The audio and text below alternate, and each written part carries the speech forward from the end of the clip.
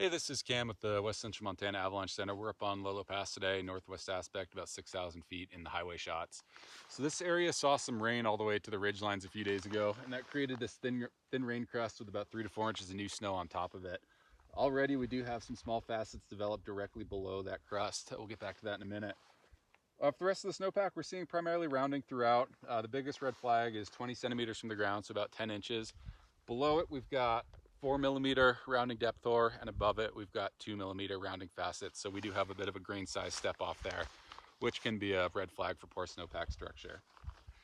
In our stability tests in our extended columns, we're getting a clean failure coming across directly below that crust. So that's taking out this new snow. That being said, it's very shallow, not much weight to it, so unlikely to create an avalanche large enough to bury or even carry a person.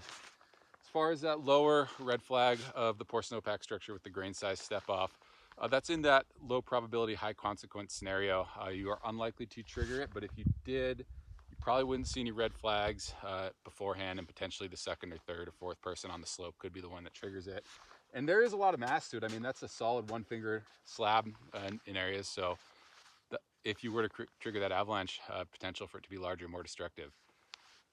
Got some sun today. We're starting to see a lot of the trees, a lot of the rock bands shed their snow. However, not seeing a wet loose cycle quite yet.